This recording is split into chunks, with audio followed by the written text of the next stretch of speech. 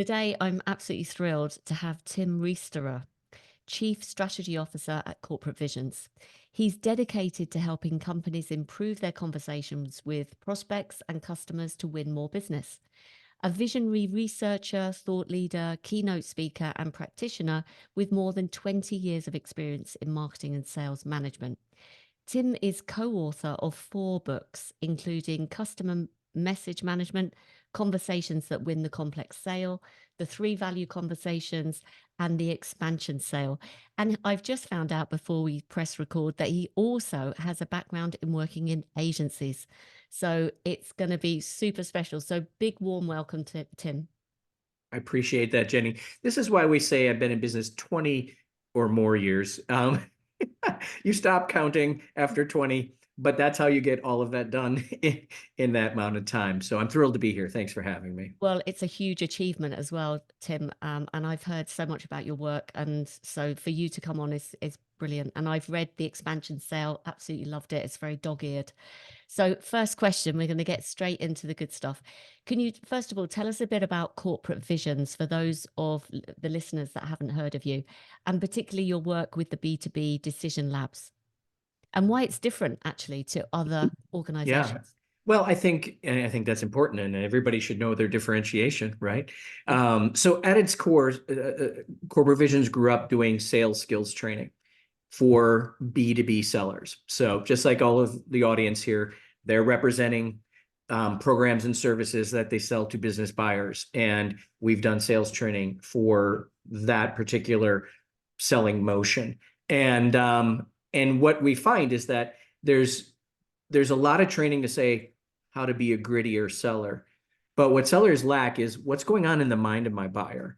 And so B2B Decision Labs is a research arm that I developed where we do original research. I have a brain lab and a cognitive neuroscientist on staff. We do field studies, we do win-loss research, we do all kinds of interesting behavioral simulations with real B2B buyers to see how they respond to stories and certain skills, basically how your conversations help them frame value and make choices. And then we turn that into our training.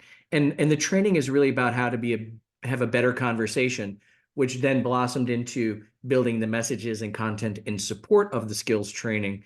So Corporate Visions, in essence, now is I like to say, a stories and skills company focused on the moment of truth, which is a salesperson with their lips moving. Brilliant. I love that. And what kind of businesses typically work with you? Yeah, I would say a lot of the businesses that work with us are those that have a rather complex B2B selling motion, a lot of high-tech software, information services, related services. That's like 37% of our business. Then professional and business services, let's say like Deloitte or the consultants of the world, who have intangible products and really need to be able to help people figure out what they're buying and distinguish themselves from others who are like, my people are my best asset. Like, you got to tell a better story.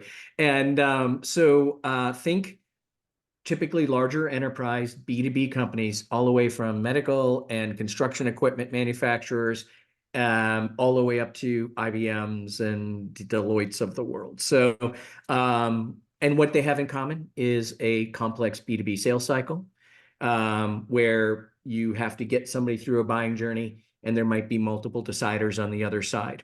And all of our training and all of our story building is designed to help facilitate that. Brilliant. So you not only train them the skills for the conversations they're having, but all the messaging and the positioning that comes along with that through getting the message right that's going to speak to Right. their audience. Well, it's funny when you start training salespeople how to have better conversations, you're essentially training them to be better messengers. And sometimes the brand hierarchy at the company is like, wait, you just made them rogue messengers. And I'm like, no, we made them better conversationalists. But I get what you're saying, Mr. or Mrs. CMO. You need to, like, these are salespeople with their lips moving. You need to load their lips because you want them to tell a cohesive, consistent, high quality story.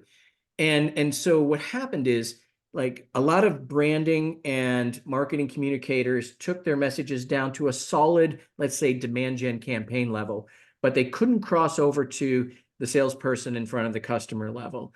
And my whole first book, Customer Message Management, was about creating sales ready messaging. because there's a difference in the way salespeople and customers interact. It still requires ton of story, ton of positioning, ton of messaging, but that experience is a different experience than when you're doing a one-way sort of marketing campaign. And so what I've always said is we live in no brands land. 30,000 foot down to 3 foot, and then that last 3 feet in front of a customer, that's our domain. How do you make sure the messages and then the presentation and content assets work the way real customer conversations work, not the way sometimes product and marketing people think they work? Love it. So let's talk about, and specifically in mind, the audience that are listening to this that are, first of all, we'll talk about agency owners. So agency owners are typically responsible for acquisition of new clients. So can you explain the decision-making concept status quo bias and why it's important to understand for agency owners who maybe want to acquire these new customers? Yeah, I remember those days well. So I spent 10 years in an agency. At one point, I ascended to be the president of that agency, but I worked my way up through account management to account supervisor, client management, and then into the presidency of the agency. Eventually got bought by another organization. Man, I've moved into the world of sales enablement since then. But what I can tell you, what I've learned that I can apply to that situation and wish I would have known back in the day is acquisition is really hard because people live in a place called status quo bias, where they don't really want to change because change is hard, change is risky, change is expensive. I like to say change costs time, money, and stomach lining. And nobody really, and their status quo may not be perfect, but it's they're not dead yet. Change could kill them. And so you have to realize that you're not bringing a fresh new solution. You're bringing a change management project. Therefore, you must approach new business like you're trying to answer the question why they should change, not why they should pick you. Because when you're talking to a prospect, the majority of the time, even if they raise their hand to take a meeting with you, they have not made up their mind that they need to change, and they're not ready to hear all about you and why you think you're different, that there's just no urgency in that. The urgency comes from, can you help them see the need to change? And in a nutshell, that requires you helping them see that their current approaches are basically uncertain, they're unsafe, they could be costing them. You have to do this in a highly consultative manner, and that's what we talk about in the book. But your first job, persuasion is not possible until somebody feels uncertain. We should know this as agency folks because we sort of understand the psychology of the consumer. We think B2B buyers are not emotional buyers. They are just as emotional, and they require you using the same tools that you might use in campaigns to convince your clients' customers, right? So we have to use them for ourselves. And that means we have to do the heavy lifting of disrupting and defeating status quo bias. They need to see the reason to change and why they need to do it now. And that requires that you literally help them believe that their status quo is uncertain, that there's a loss associated with their status quo called loss aversion, that there's clear contrast between you and their current approaches so that they see the value of making the change, and that you have some really good success stories before and after others like them have made that journey. It's sort of a 4-part sort of why change story equation that we have tested and proven, but new business acquisition needs a lot of energy and a lot of juice to dislodge the incumbent. And most people's presentations don't bring enough of that juice. They're like, here's why we're so cool, why we're so much better. Here's why it's different. Here's what you might gain. When in reality, you need to be introducing needs they didn't know, losses they might be suffering, contrast they didn't really know or appreciate. It's hard work. And I think too many times we think a good slogan and a cool visual will get the job done. But you have to understand the psychology of changing someone's mind. Absolutely spot on. This is so interesting. And I suppose someone listening to this may think, oh, what Tim just said about talking about ourselves all the time, thinking that's going to persuade them to go with us. You know, we do this, we've done this work, us, us, us. It's not persuasive enough. So, can you give me an example of where, it's hard? You said it, you've got to know how to present what you're talking about to pique their interest, to make them feel uncertain, to make them feel the potential loss, rather than what they're going to gain. So how do you do that in practice, and how long do you see that teams take to really get the hang of the conversation that they need to be having? Mm. You know, it's not a natural move. It's somewhat counterintuitive. And so we have to overcome some things. Like we would love to just talk about the gain, the benefits, the upside, and we tend to scoot right past the idea of the loss, the cost, and the uncertainty of the current situation. You have to be willing to live in it and present it and really kind of have conversation around it. You can't move too fast to this why you and why you're better. And so I find that discipline is sometimes hard and lacking, and it takes a few shots at it because again, it's so counterintuitive. Um, so we talk about this idea of the main way you can do this is you introduce to your potential prospect what we call unconsidered needs. So instead of just asking them what they think their needs are and what problems they're having today, that won't get you far enough because they're already living with those and they're not dead yet. The thing that they're worried about is the thing they're missing. So what do you know from your experiences, the work you've done with your clients, the things you've learned in those industries? What have you started to see that you can start to put like a little story around that is insightful for this customer, that reveals to them maybe something they hadn't considered, not only maybe that they just didn't know, but something they didn't fully appreciate the size or speed or magnitude of in their lives.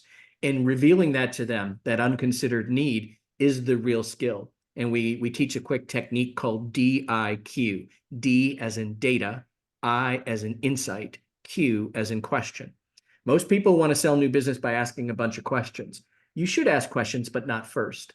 Like at some level, you want to share a piece of data because you are an expert and you want them to see something differently than they've seen before. So the data is like, oh, wow, I didn't see that coming. Like we often say that 60+% of your opportunities end up in no decision.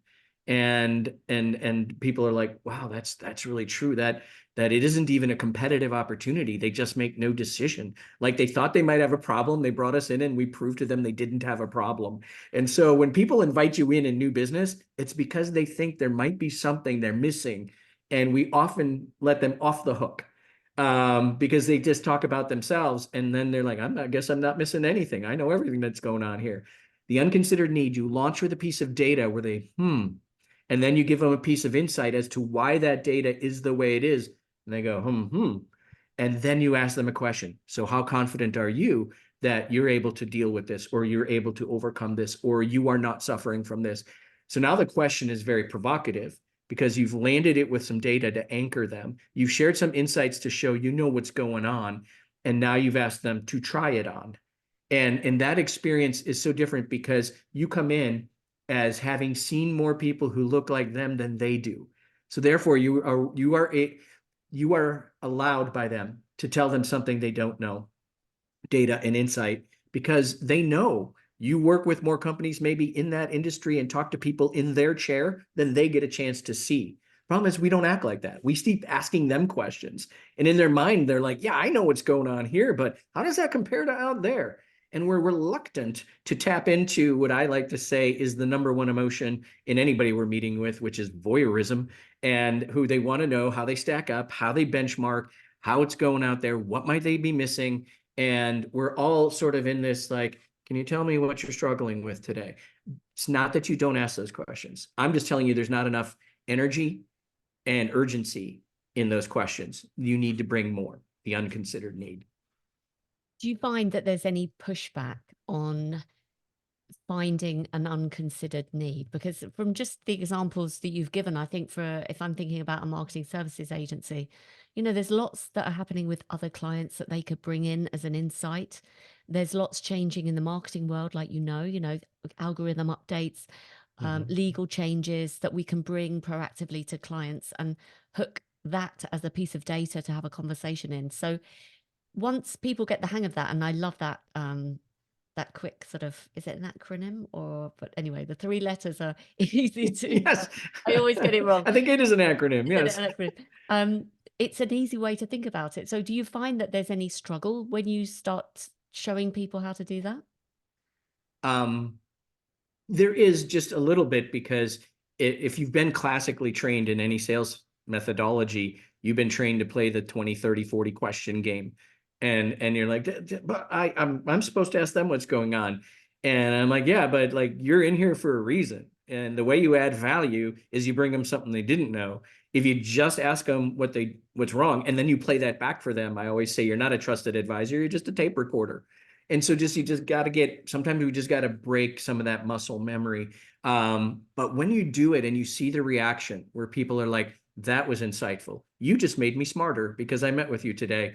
They're going to be grateful, and you're going to start to really get energized by that entire dialogue. And that's why they hire outside help in the first place. It's not just because they don't have enough labor. And it's because you're supposed to see things that they don't see and have insights they don't have. And we just don't usually package those enough in a way that somebody's like, this should be an in-service training meeting we just had, not a sales pitch. That was so awesome, and that's for companies that help other companies pitch, we end up pitching. And the reality is we all probably like as an agency, your services need to help them not pitch. They need to have better conversations, and you always need to represent the thing you're helping them to do and live that story. One of our mantras here at our company is you got to live the story, because you can't go in telling them to do it one way and you do it a different way. And so nothing worse. And I know we suffered that in the agency business 20 years ago, where I was like, well, we're like the cobbler's children. And they're like, you can't be, you gotta be the poster child. So especially when it comes to the idea that you're going to make them feel smarter, not feel stupid for having met with you. No, it's so spot on. Let me take you back to when you were an account manager, because this is who I coach and train, and effectively to grow existing business. So expansion sale, that's why I devoured your book.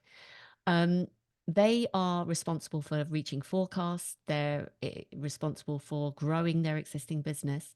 What do they need to understand about status quo bias as it relates to existing clients that have already bought something from you, you've already got a relationship with, but they want to kind of propose new ideas? Yeah, there's it's interesting to think about this science. And we went out and experimented and found this. So that book came out in February of 20, right as the pandemic broke. And excuse me, there was no new business at that point. All business was like, can we keep our clients? Are they going to stay? And can we get them to do more while we try to figure out how to do this new business thing again? And most companies today, 70 to 80% of their revenue comes from existing customers. So we were like, do you use those same approaches that we just talked about? It turns out, no. Turns out it has the exact opposite effect. If you go in there talking about all these things that need to change and all these things that you need to be considering, and you lead hard on disruption, it's like the client goes, oh, geez, if we have to do that much different, if we have to think about it so differently, maybe we should examine our options. Because the reason status quo bias works is you tamp down the change management, you tamp down the risk avoidance, because they're like, you know what? It's not perfect, but it's cool. We're making progress. And if you come and go, and it's got to change, got to change, got to change, you're like, you might be right. But in order to make sure I change correctly, I gotta invite a bunch of usual suspects. The reality is what you want people to see is we've done some great stuff together. There's more where that came from. In other words, instead of disrupting status quo bias, you are now the status quo bias. Don't disrupt yourself. In fact, you need to defend it, reinforce it, and leverage it. We call it your incumbent advantage. And those in especially American politics know what the incumbent advantage means. Is it's hard to defeat an incumbent because they're just become entrenched. And there's name recognition, there's track record you can point to, and it's very hard for an unknown to show up unless the incumbent like totally blows it, right? So here's your opportunity, if you haven't totally blown it, is that you want to anchor people in your retention and expansion conversations before you tell them about new stuff. So the approach basically says this: you must, in your reviews with your clients, should have regular business reviews where you are documenting the results. You're not documenting completed projects. You're not documenting projects in progress. You are documenting the impact, the outcomes, the results of these projects. And we talk about doing that on 3 levels. One level is the project level. It got done. It got done on time. It got done on budget. It hit the market when we said. The next level is sort of the department. This really helped this product area grow. It was a spectacular launch, and we've seen a very fast uptick in the market. And then the third level is at the corporate level. And we've been able to displace some competitors, take some share, and get into a new market geography or something like that. Project, department, corporate. We call it the triple metric. You need to document those things because your client won't. Your client might change over personnel, and you got to like, how do I reassert my relationship with this new person? Documenting results is a long way to go, because if you show all these results, they're going to be less inclined to say we need to change, because they're going to be like, I could put all that at risk. I mean, we've been really on a roll here. But if they don't really keep track of that, because it's not necessarily in their absolute best interest to give you credit, they're going to forget, or a new person's going to come on board and they're going to want to talk about their new potential partner. You have to anchor them on what we call documenting the impact. The second thing you need to do is document the investment. Like, what happens when you bring new agencies on board? There's like a steep learning curve. There's onboarding. There's systems integration. There might be nomenclature change.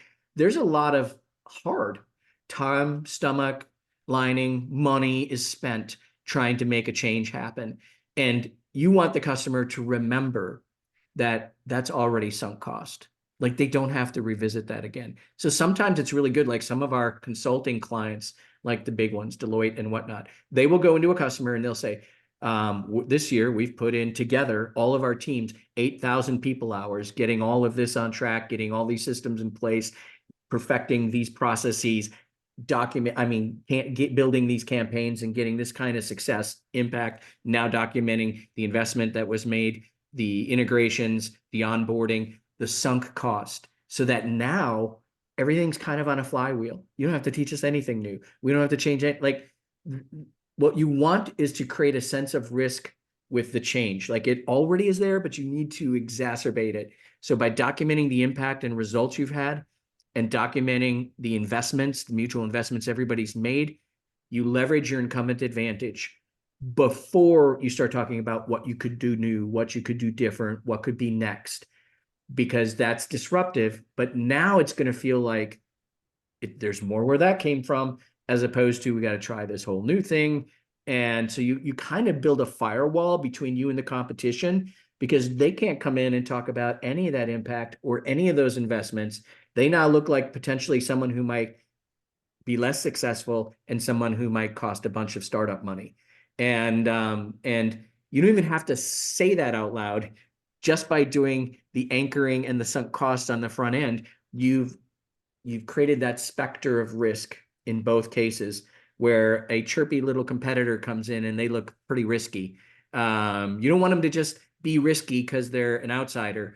You want them to feel risky because of all that you've done for the customer, and you need to share that, because otherwise the customer, starts to feel like maybe they should explore other options, and if they don't think it's risky.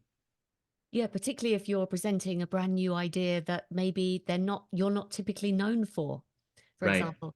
Also, it repositions you as their trusted partner, doesn't it? You're kind of reinforcing their choice of you.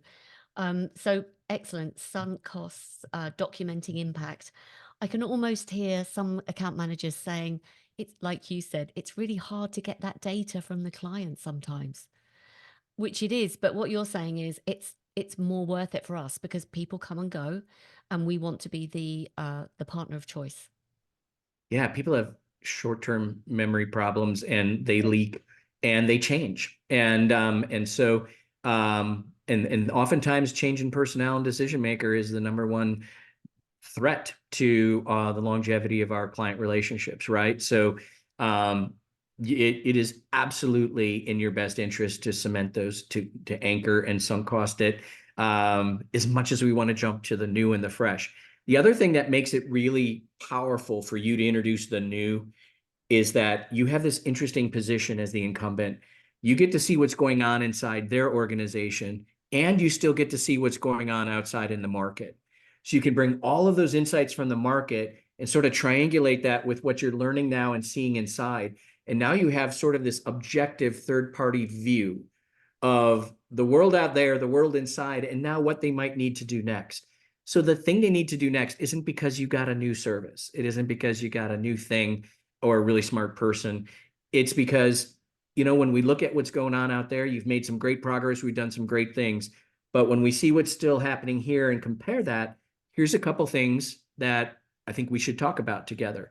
And the idea is this isn't a business review. It's a business review. It's not some sort of hard sales pitch. And your job as now their advisor who has an internal and an external perspective is to make sure that they have their eyes wide open. And it's a great opportunity for you to bring what we tend to call hard truths. So when you're trying to win the business, we call them unconsidered needs. When you're in the business, you can share hard truths because you've already built up that equity with them, right? Impact and investment. And they know you see things outside and you now see the inside. And they're like, tell us what's going on. Like, help us, show us our blind spots. And we're not going to punish you for it, because why would we do that to somebody who's done so much for us? So we call them share hard truths. And that is a perfect opportunity, instead of selling something, to give them sort of a view of their organization that they themselves can't even take. And if you do that right, they're going to be saying, so what can we do about that? What do you suggest we do about that?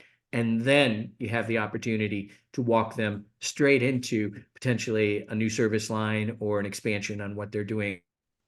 Maybe it's moving a successful program into a different geo, or moving it to a different vertical, or move it to a different product line. So that's kind of that interesting, I call it the catbird seat. Like, you're sitting there sort of objectively like, look, we've done some cool things. It's really been a positive impact. Yay, everybody's happy. Well, we put a lot of time and effort into this, and a lot of water under the bridge. Like, oh, don't want to do that again. Now let's talk about what's going on out there and how we compare it to what we see and hear. And it reveals a couple things to us, at least. How do you feel about these things? And then they're like, thank you for that. Let's talk about how we might resolve that, and what would happen if we don't, and what does if we do. Like, you have this great consultative discussion about what happens when you've seen companies not deal with this, and what have you seen when they do. So take advantage of your account management incumbent status, to be the consultative partner that they're really looking for, but know how to leverage it in such a way that it extends the opportunities instead of disrupts them, and creates an entree for the competition. Tim, that was absolute gold. I think I can hear lots of pencils making lots of notes as you were talking, because that was a masterclass. Thank you so much. Yeah, it wasn't a soundbite. I'm going to give you that. It was the perfect soundbite. I was even thinking in sound bites as you were talking. Just golden, absolutely golden. Thank you. You also cover in the expansion sale the 4 must-win moments in the expansion of the account. What do account managers need to know about these 4 moments? And I think the 4 moments are: why stay, why pay more, why evolve, and why forgive. Right. We take these moments from the perspective of the client, like, what's the question they're asking themselves? And as you're working with them, there's an element of, why should I stay with you? There could be a moment of where you feel like you need to raise your prices, or stop cutting so much of the project hours, and you need to find a way to get them to say yes to why should they pay more. Why evolve is the expansion, is like the idea of, why should I do more with you? Why should I take on that new service? Why should I let you in that new division? And then why forgive is what they're asking themselves when you screw something up, and it happens. Like, projects get delayed, something happens. I'm from the old school where we would sometimes screw up a press run, right? The image came out wrong, or the pages came out wrong. And so really think of why forgive is the idea of, like, how do you apologize in a way? How do you solve a problem in a way that you get even greater loyalty and advocacy after a problem than if you never had a problem before? So the book is divided into those 4 sections. Why stay is really simply retention and renewal. Sometimes you might just have a retainer that, like, I'm good if we just renew this retainer. I started in the world of PR, and we had PR retainers with our clients. So that one, the why stay is about retention and renewal. So if you have a service you're trying to retain and renew, and you're good, like to keep that customer solid on that service, that why stay framework for how you tell that renewal story, that's for you.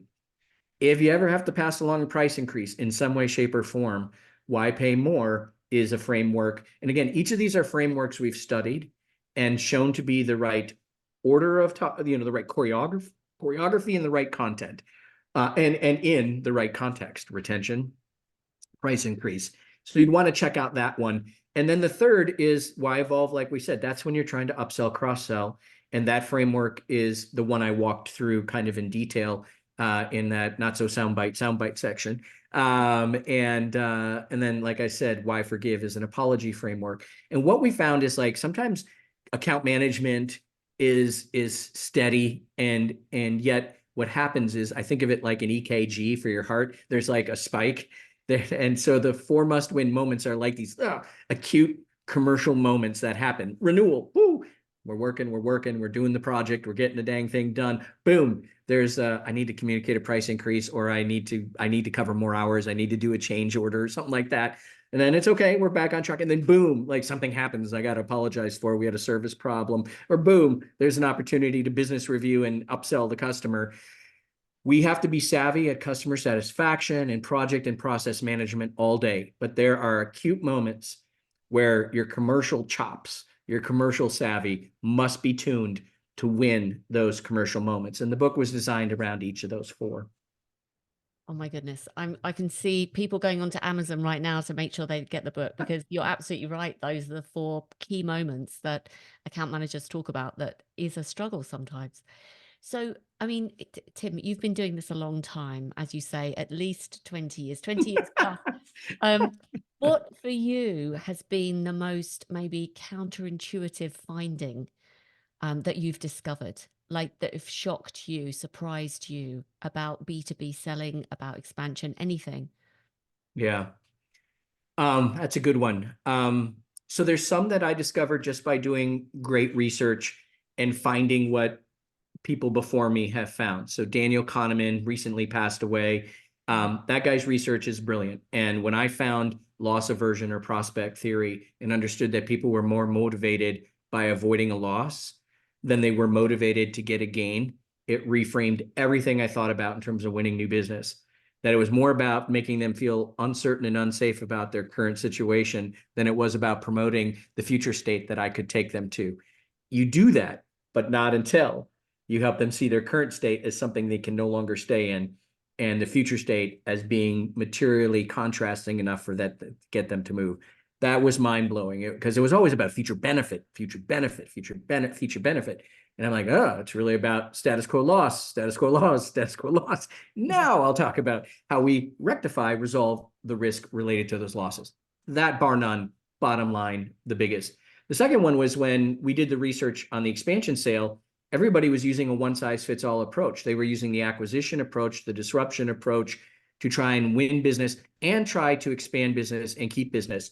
And when we discovered through the research that you need to defeat status quo bias in one case, and you need to reinforce and defend status quo bias in the other, we were like, whoa, this is a big deal.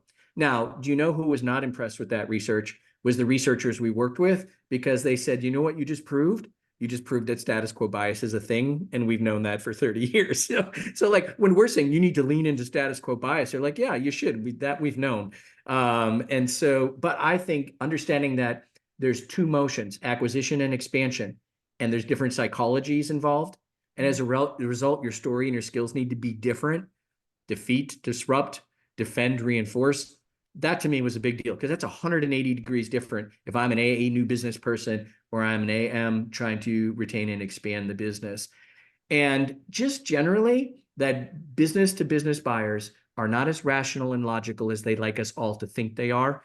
And that when we do testing on their brains, they react just as emotionally, just as intuitively as the rest of regular humans. So B2B buying, selling, communicating, advertising, marketing, we're talking to humans who have the same decision-making constitution and brain makeup.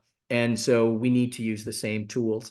That got me over the hump of like being a jargon machine in the world of B2B, thinking that's going to get me in the door. It got me in the door, but it didn't distinguish, didn't differentiate, didn't drive a decision. So yeah, it was fascinating to learn when we could take these studies that were done on consumers.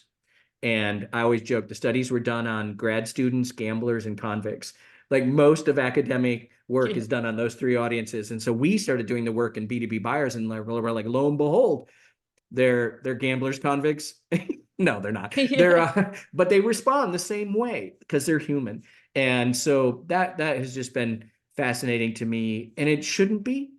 But like there's so many things that we have sort of pre-seasoned, presupposed for ourselves that we just need to break down and apply these thoughts.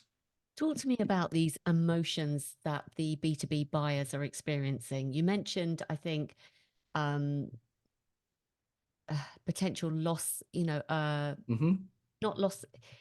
If I make this decision, so for example, if an agency comes to them, an account manager comes with this big idea, they're looking at it through the lens of, oh, this could be expensive. Oh, this I could have some Risky, could be regrets, hard, could could be, be yeah. blamed. What else is going through their minds when it comes to emotion that's connected to making a B2B purchase? Yeah. So the number one is that I like there's four things that are very emotional that they're going through. Is that when they made a previous decision, they like to keep that decision stable. Like people just hate uncertainty. And when you bring this new thing, it creates a little uncertainty. And their number one first reaction and instinct is to say, that's interesting, but I think that's a lot like what I'm already doing, or a lot like what somebody else is saying. That's actually not good news to be liked. It's basically them saying, I don't need to change. Thank you for creating a little uncertainty, but I'm pretty sure it's not a big enough deal to get me to change. So that's an emotion called preference stability. They want to keep their current preferences stable. You have to defeat that. That's what unconsidered needs do. The other thing that you see is that they just have this perception that if I make a personal decision and it doesn't go well, I regret that. But if I make a business decision and it doesn't go well, not only will I regret it, a lot of people will, and I will take the blame. And so there's this phrase out there. We're all familiar with FOMO, right? Fear of missing out. There's a new phrase out there called FOMO, fear of messing up. And so the issue becomes emotionally like, how can you help people get over the indecision caused by, like, it's not perfect, but I'm not dead yet. Changing might kill me. And that's the biggest thing that I find as sellers is we think we have a solution, but the customer sees a change management project where they see risk and they see blame and they see regret and they see time, money, and stomach lining they don't have. You just need to know that they don't see it as a solution. And so those are all the emotions wrapped up. And really, you have to the masters you should study are people who are specialists in change management, more so even than just selling, because that's what you've got. Too often we think our solution is so great that we think we're like freaking Mighty Mouse, right? Here I come to save the day. And the customer's like, no, no, that looks hard. That looks costly. That looks like I'm going to regret that. And so just understanding that that's what's going on, regardless of the level of decision maker you're with, the science shows that decisions to change are emotional and intuitive, driven more like survival than they are rational and logical and trying to ensure our thriving. So you just got to understand that we're just living with the reality of where decisions to change come from and the obstacles to it, and be consciously working to deal with that. And too often we overlook it, and to our own peril. Can you share with us any results that you've had as a result of some of the companies that have worked with you? I mean, you quoted some incredible companies like Deloitte, and obviously big B2B businesses. I mean, what do you think, getting all of their sales teams and marketing teams aligned to this story and message, what's been the impact on their businesses? So a couple areas that we measure and is win rates.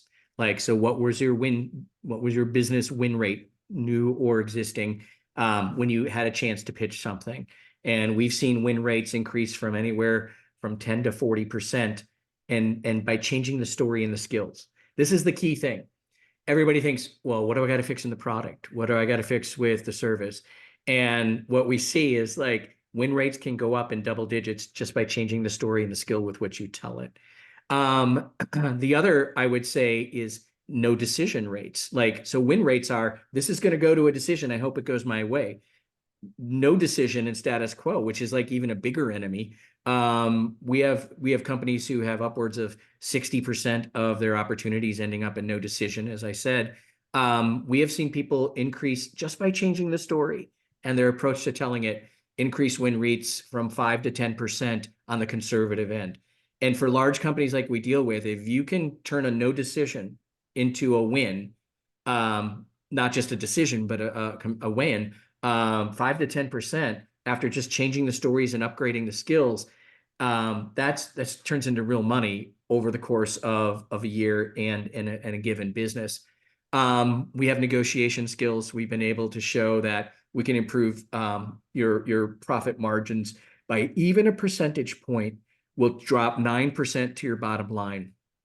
So if you can just get 1% more, most of that just goes straight to the bottom line because you have the same cost structure. You were just able to eke out 1% more. So it's got exponential opportunities. So we've seen opportunities to win more business, to reignite no decision, lost, stalled, status quo, stuck business, and margins where you differentiate and they're willing to pay a premium just a little bit. And what I would say is every little bit across teams and across time is meaningful, especially when what you're really doing is just simply changing something that you could coach and do different and better tomorrow, as opposed to like, we got to find a new product, we got to acquire a company, we got to retool the one we have.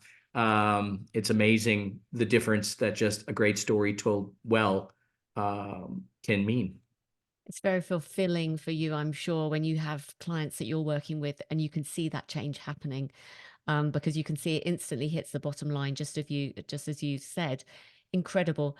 I'm conscious of your time, but I have a couple more questions, Tim. Yeah, go for it. Interesting in your thoughts and observations about what's changing in B2B sales. Any kind of observations or trends that you're noticing? Yeah, no. So I was just at a conference that we put on. It was called the Digital Now Revenue Summit, put on by our community. We call him Blaze.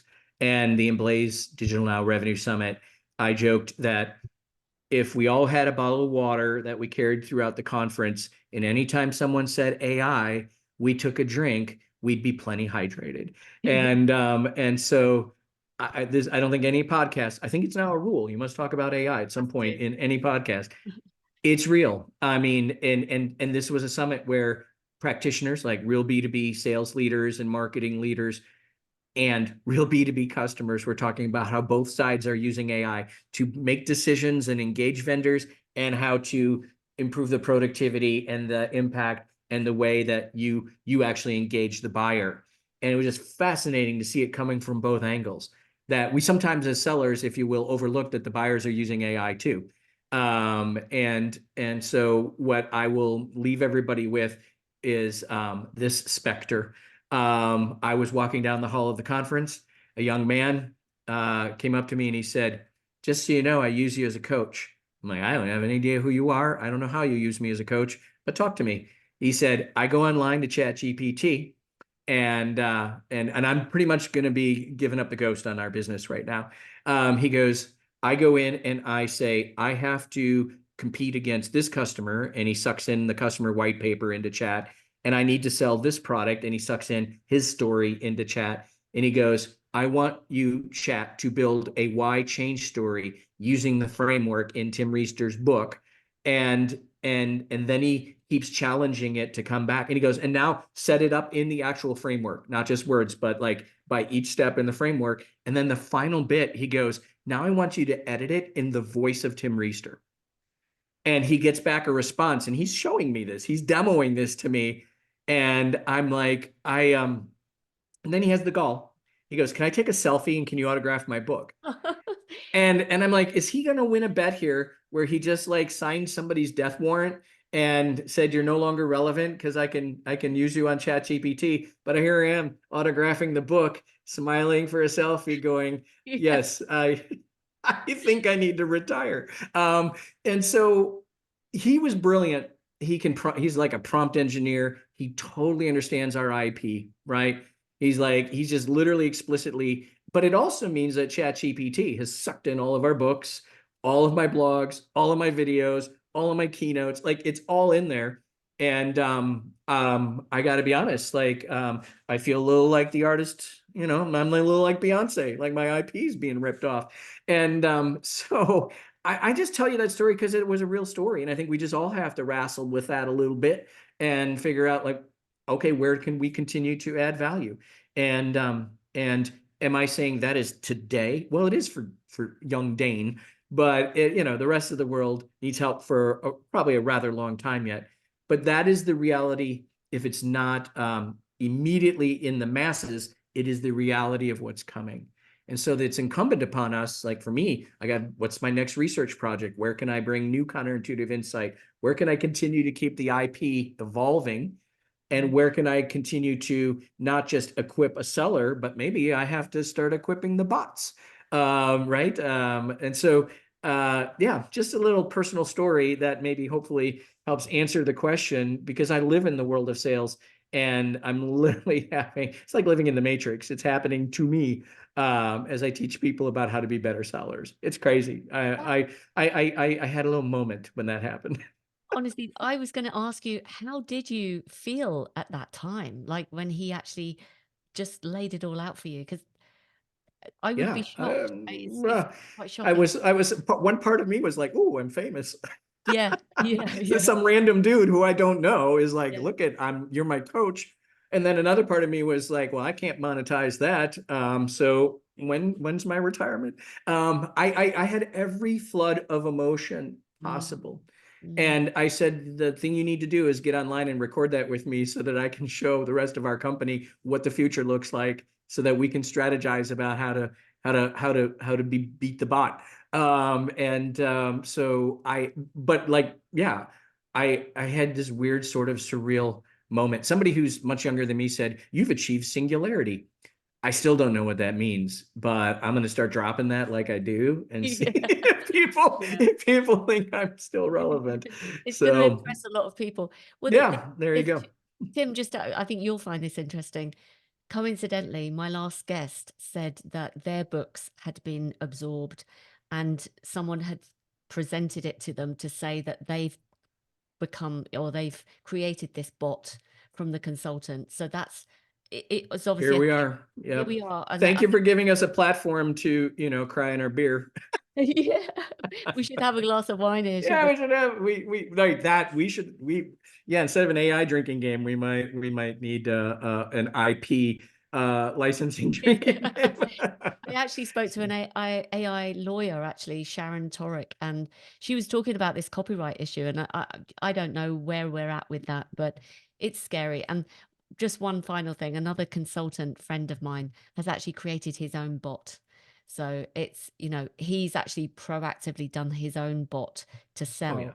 So it's, Yeah, we're it's there too. Just, I mean, yeah, I'm sure. like in the next few weeks, it'll be our company's called Corporate Vision CVI.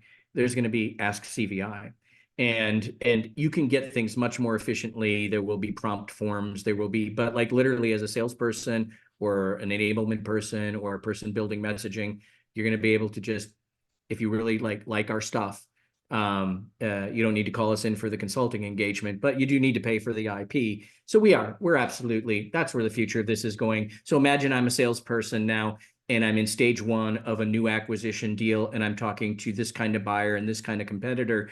I just ask chat CVI what I need to do next.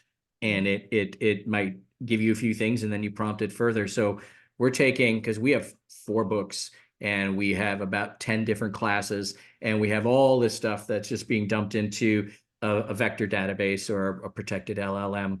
And so what you're going to find is there's going to be different triggers. Like I could just ask it things, or depending on what just happened in my sales cycle, let's say I had a call with the customer and that call was recorded, you could suck in that call recording and it could coach you on how you did on that call. Like we're talking, this is weeks and barely months away. And if you have IP, you have to do that. So yes.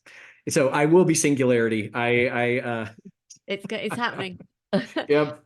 And talking of which, Tim, if people want to get hold of you or want to talk to you, what's the best way of reaching you? And also, who do you want to hear from? Apparently just use ChatGPT with my name in it. But so Yeah. the company's called Corporate Visions, and corporate and visions, all one word.com. And you can see our website, you can see our research resources and things like that. The community I was talking about is called Emblaze. So if you want to go to emblazegrowth.com, that's where our research makes its first appearances before it gets productized into training. So you can stay current on the latest in decision-making science around B2B stuff that we're producing every month. So Emblaze Growth versus Corporate Visions. So one's the services company, one's the research arm. So check those both out. And the reality is that if what we do mostly is equip and enable salespeople to have better conversations with customers. If you want to do that, then if you can't find something that'll help you on those sites and you think you need a little more personal help, coaching, advising, consulting, or training, we do that as a business. Amazing. So compelling. Tim, thank you so much for joining me. Thanks for having me. Thanks.